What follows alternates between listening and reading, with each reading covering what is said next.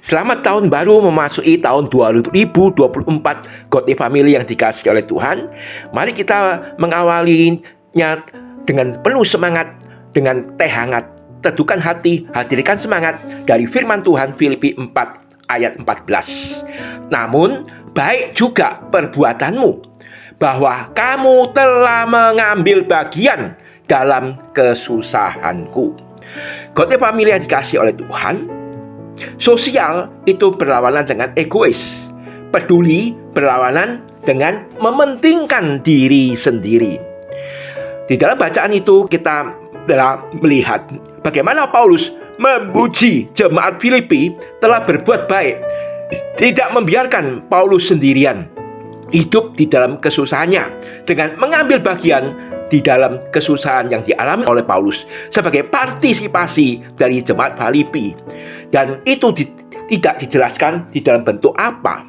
Bisa dalam bentuk pendampingan, atau meringankan kesusahan Paulus, atau menolong dan mendoakan pelayanan Paulus. Jawaban atau respon jemaat Filipi itu terhadap kebutuhan makan dan juga pakaian yang Paulus butuhkan. Pelayanan Injil oleh Paulus ternyata tidak sia-sia. Jemaat Filipi merasakan kasih Allah yang begitu besar yang telah ditunjukkan di dalam pelayanan Paulus. Dan Paulus dihargai dengan memberikan persembahan sebagai balasan atas kasih Paulus itu. Jemaat Filipi menyatakan kasih mereka kepada Paulus yang ada di penjara pada waktu itu dengan mengirim bantuan, persembahan, dan peduli kasih. Mengambil bagian yang ditunjukkan oleh jemaat Filipi itu menunjukkan benar dengan sebagai satu bagian dari tubuh Kristus, yaitu saling peduli antar anggota tubuh.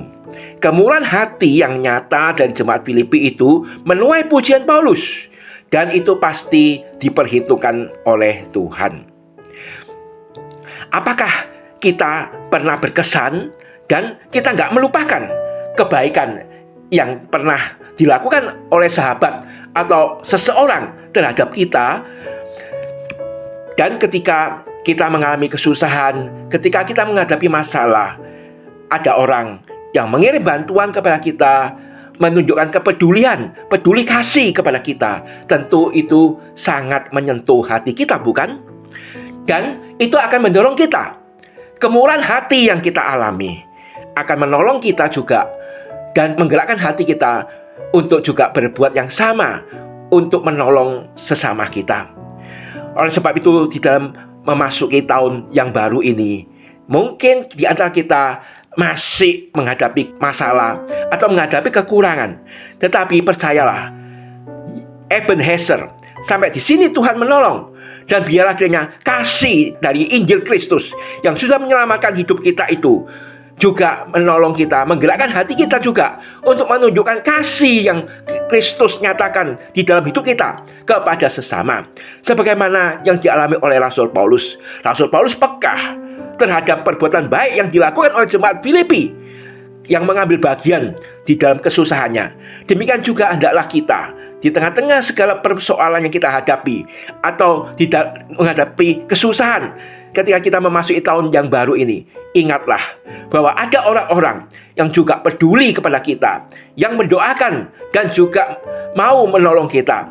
Oleh sebab itu, sebelum kita mengalami pertolongan dari orang lain, baiklah kita juga membuka hati kita. Kasih yang Tuhan nyatakan kepada kita, itu juga kita tunjukkan kepada orang lain.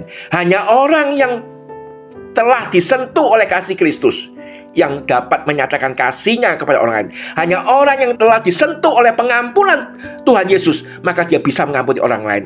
Oleh sebab itu, bergiatlah kita di dalam perbuatan baik selama tahun yang baru ini. Mari kita berdoa.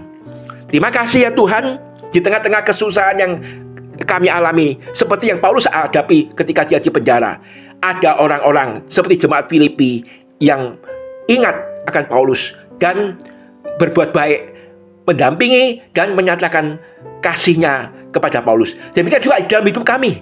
Kami tidak sendiri, kami tidak sendirian, tapi ada juga orang yang mau menolong kami. Tetapi sebelum kami mengalami pertolongan itu, biarlah kami juga lebih dulu menyatakan kemurahan hati, berbuat kasih kepada sesama. Karena kami sudah merasakan dan mengalami betapa besar kasih Allah di dalam Kristus yang telah mengampuni kami dan yang telah mengasihi kami. Tolonglah kami Tuhan untuk berbuat kasih dan kebaikan. Demi nama Tuhan Yesus kami berdoa. Amin. Selamat beraktivitas di dalam tahun yang baru ini. Tetap semangat.